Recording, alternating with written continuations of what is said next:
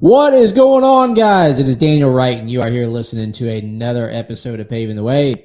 Guys, I'm happy that you tuned in again this week. That means we are about 3 weeks into 2025, and I have full faith in you that you've listened to every single episode this year. It's only the third, so let's hope we're good here.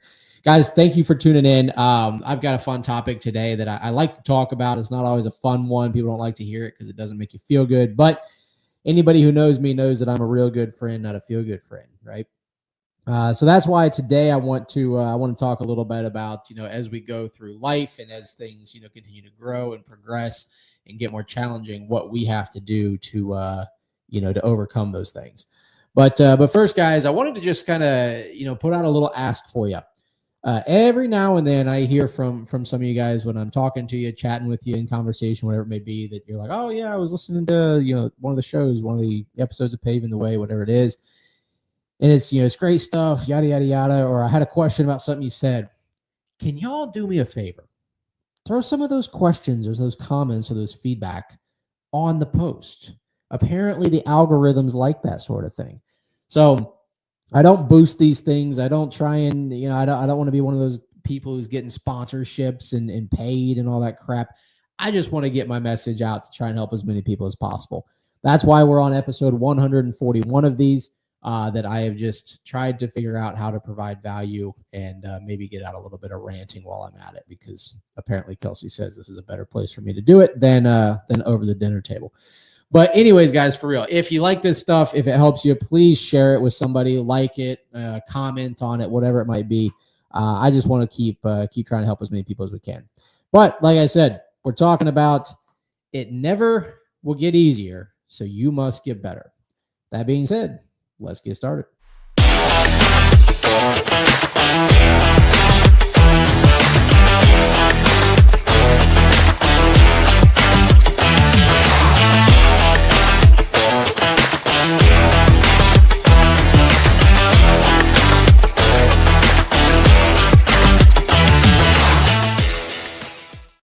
All right, guys. All right. Welcome back. I appreciate you guys again for tuning in.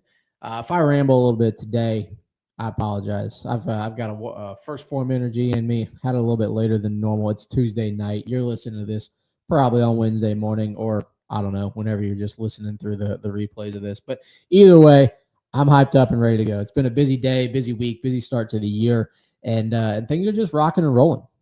We've got more work in our pipeline right now than I can probably remember in a while, starting out the year. So whether that's because of political stuff going on, whether it's because people just happen to want to use us for their work, I don't know what it is, but I'm definitely not complaining.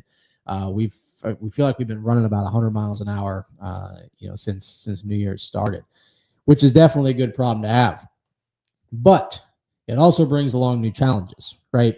So like the topic of today's show goes, it will never get easier, so you must get better.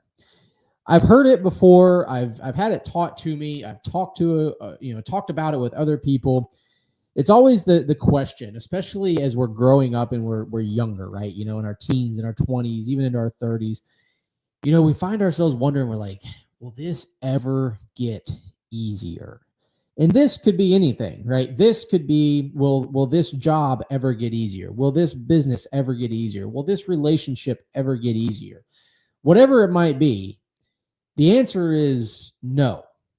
It will never get easier. The only way it's going to get easier is it starts going downhill, if it starts digressing in its value, in its, in what the return on what you're getting out of it is. That's the only way it gets easier in that light, right? But if it's getting easier over there because it's digressing in the value it's providing, then it's going to make a different part of your life harder. So when we're looking at it as a whole, right, will this ever get easier? Will this life that we're living ever get easier? The answer is no. It will not get easier, so you must get better. What does that mean, right? So as we're going through life or as we're going through business, those are the two topics I'll probably use as comparison here because they're the only ones that I actually have, relatable experiences in. But as we're going through life and business, and as we're advancing, we're progressing, we're promoting up, we're developing new skills and new abilities, whatever it might be. There's always going to be a constant evolution of change, right? Because, for example, for our business right now, like I just said, we're starting 2025 with a ton of work in the pipeline, a ton of things ready to go. Well, what does that create? It creates great opportunity, sure. It creates excitement and things that we look forward to. But we also have to make sure from a challenging standpoint that we are planning, forecasting, and preparing for all this work we're loading up for 2025 properly. Because that's great that we can load up a whole bunch of work for the year, but if we're not managing it, preparing for it, planning for it, whatever it might be effectively, when it comes time to execute on that work, we could massively fail and fall on our face. So as we've evolved from the beginning of last year to the beginning of this year, we've had to figure out how to take on, managing and preparing for this bigger workload that we're taking on. So it just comes with new challenges. As you advance through the levels of life or through the levels of business, or the levels of whatever it is you're going through, there's just new challenges. The old ones don't just go away, they get replaced with new ones. And when that happens, we have to constantly be evolving our skills, be evolving our knowledge, our abilities, and also our willingness to take on these new challenges. Because the minute you decide that you don't want to take on the new challenges, that you don't want to advance your skills and your abilities and your intelligence on what you're trying to do, is the exact moment that everything you're trying to progress and achieve will stop. You will halt progress the minute you don't want to take on the new levels with the new challenges. And so with those new levels and those new challenges that you take on, they're all going to be new lessons learned, okay? Everybody who's learning anything from anyone is because that person you're learning it from has gone through these levels before you. They've gone through the similar or even perhaps the exact same challenges that you're going through before you. And so they've learned the lessons that they're now passing on to you, right? We don't just automatically, become born and downloaded with this information on how to navigate certain parts of life or business or whatever it might be. We have to learn them. And we typically learn them through going through the challenges. Sure, there's people who regurgitate information that they've heard on a podcast, they've read in a book, and that is all valuable in certain times in certain places. But we're talking practical right now, right? One of the things I've adopted is that I don't tend to prefer to take advice or guidance from individuals who haven't gone through or are going through the things that I'm going through right now.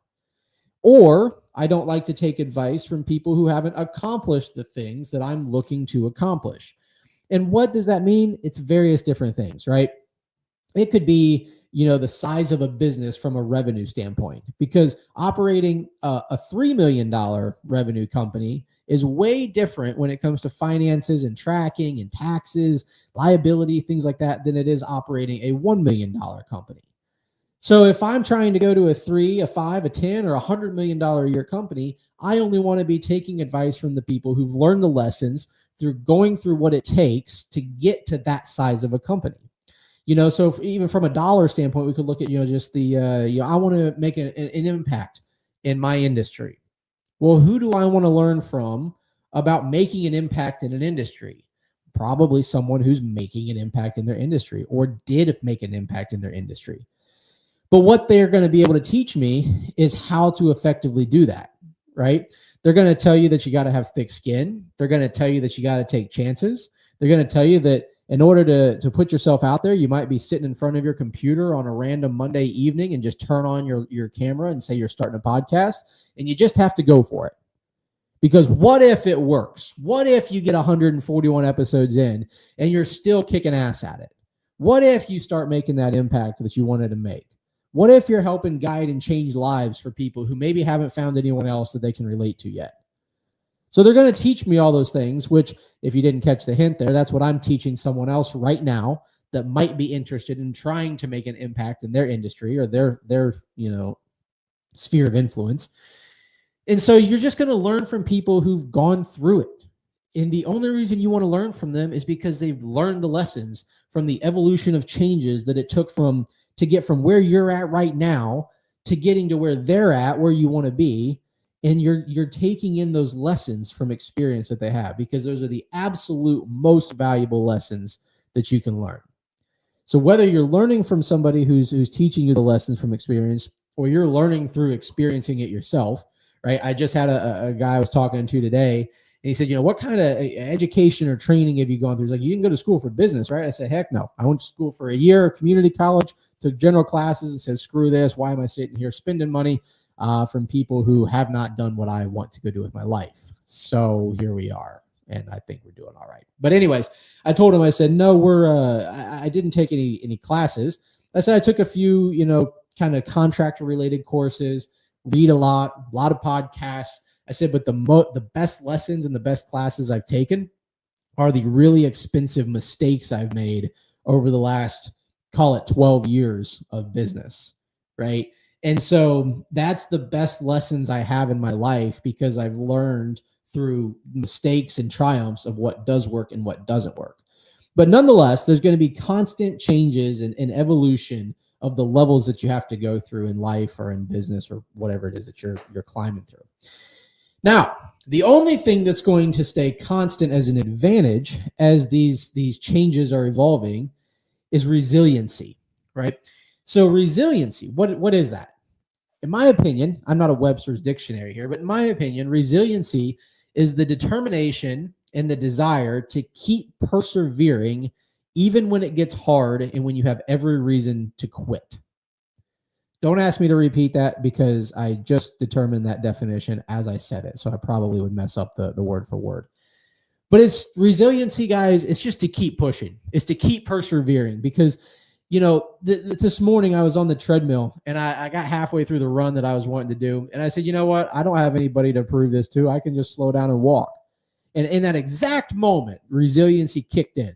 Resiliency kicked in, and it told me, Daniel, the only person you have to prove anything to is yourself.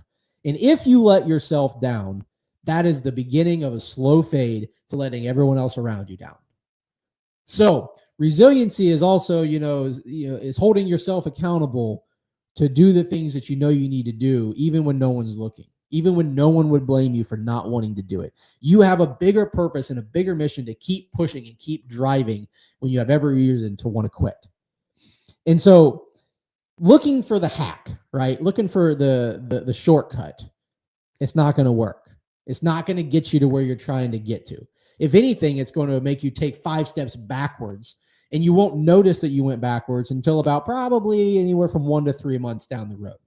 That's when we tend to see the reactions of major choices we choose to make, whether that's for the good or for the bad, right? So if you give up on the resiliency aspect and you take the shortcut, you're looking for the hack, you might, in the short term, very short term, make a few little steps forward and think you're getting ahead, right? You might be running that $1 million business right now and think, oh, I can just go sell more and get to $3 million. But I'm not going to build my systems and my processes and my financial tracking or forecasting. I'm just going to get to 3 million in sales. So in the short term, in terms of business, short term could be a year, right? You go from $1 to $3 million, but you took the shortcut and you didn't build the system. You didn't build the foundation. And so now you get to $3 million and you figure out that, well, maybe I can't handle this amount of work. Maybe I didn't plan or prepare for taxes. Maybe I didn't plan for the slow season, if you're in a seasonal business. Maybe I didn't have a good training process built, so I have high turnover with my employees, right? You didn't take the time to push through the hard, boring shit that it takes to get to the next level. It's a lot of repetition. It's a lot of boring things. It's a lot of monotony. But the only way to get from level 1 to level 2 to level 3 to level 4 is to be resilient through the things that you don't want to do.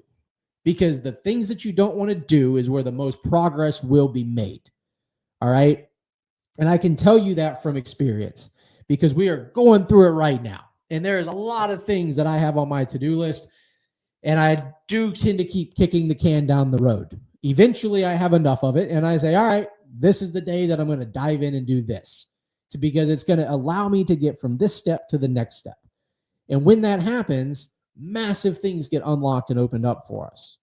And so getting through having the resiliency to push through the boring, the monotonous, just the crap that is not fun, and whatever it is you're trying to accomplish is when the most progress will be made. All right. And this kind of leads me to the last point that I want to make here. It's a myth that success makes the journey easier, right? We've all seen the highlight reels. If you're a sports person, it's on ESPN. If you're in some other, if you're into books or reading, you only see the clips and the excerpts of the most exciting parts of the book, right? The movies, the trailers, you only see the exciting stuff because it draws you in. Well, the same thing happens when you're trying to chase success in whatever way that may be for you. You see all the things, all the highs. If we're going to compare it to business, some people see a successful business as a big team. You got 100, 200 people on your team in your organization. You're having big end-of-year banquets or awards ceremonies.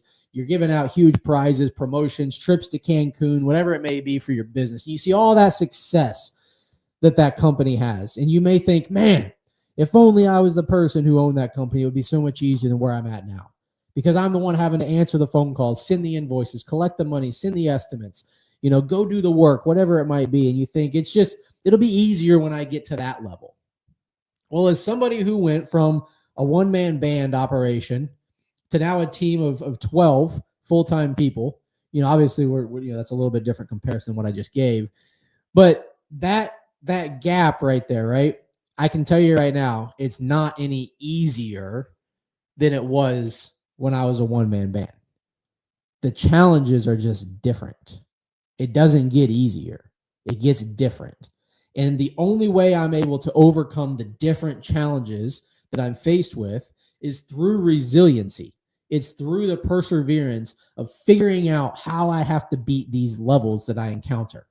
Because when I went to hire my first full-time person, well, that was a challenge.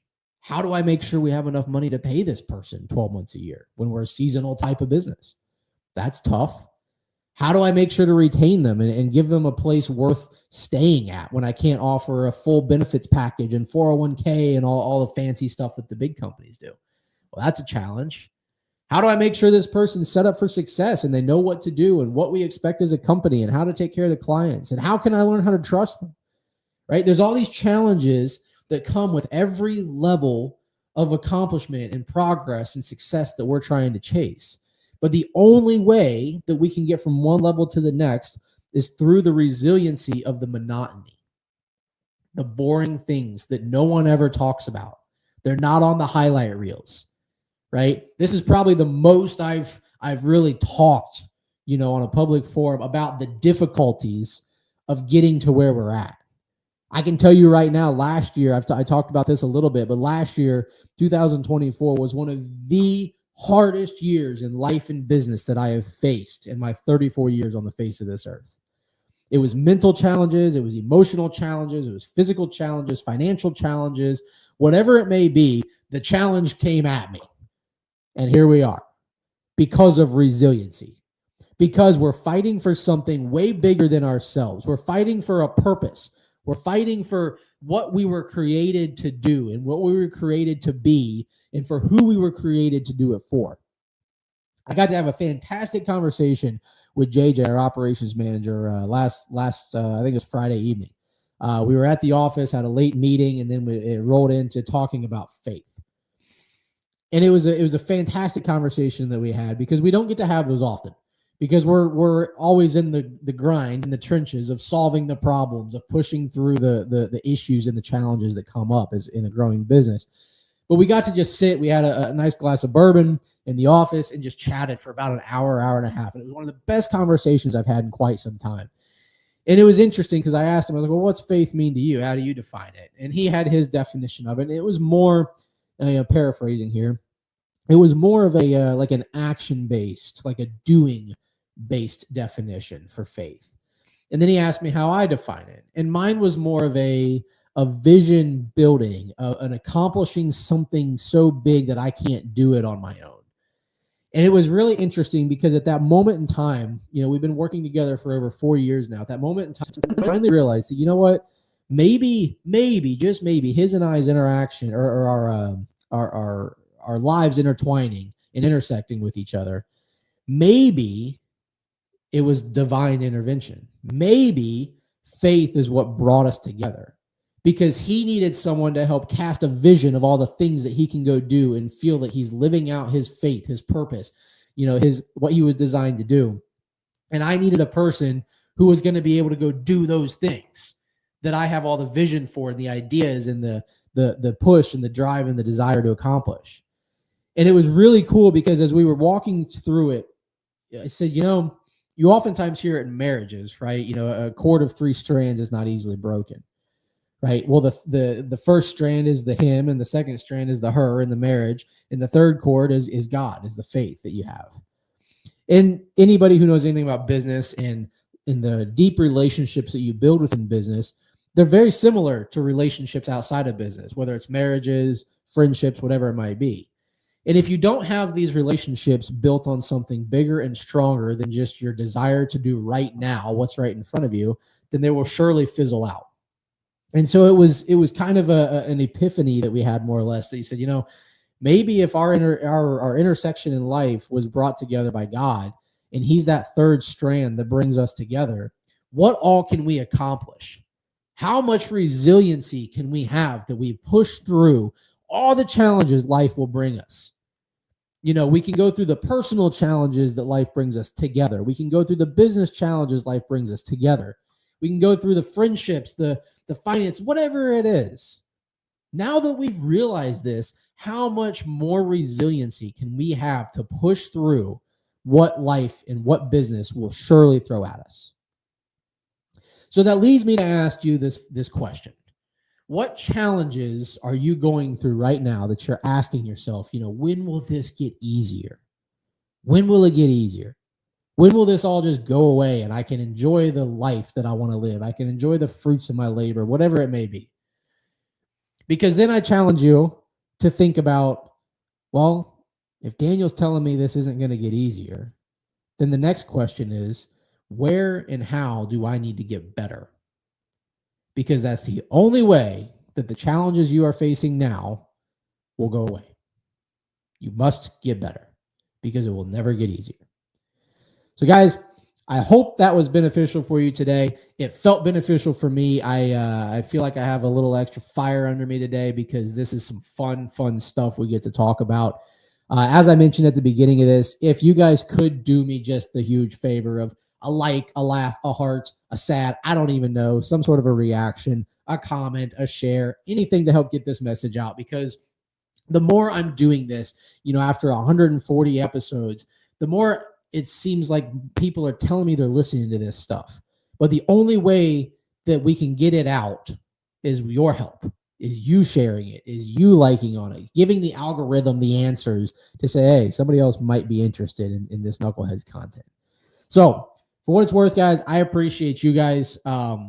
These little conversations I get to have with folks, with friends, family, whoever it is telling me that they're watching this stuff and they like it.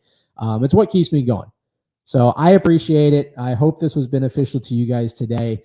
I hope that I get to look back on this at some point in my life and hopefully say, yep, Daniel, you were on the right track. So guys, I hope you have a great rest of your week. Keep crushing it. I'm probably going to be out of town next week at PAVEX up in Tennessee. It's an industry conference that we go to every year. So I will do my best to get an episode out for you guys next week, but I can't make any promises. Until next time, guys, I appreciate you. Reach out if you need anything.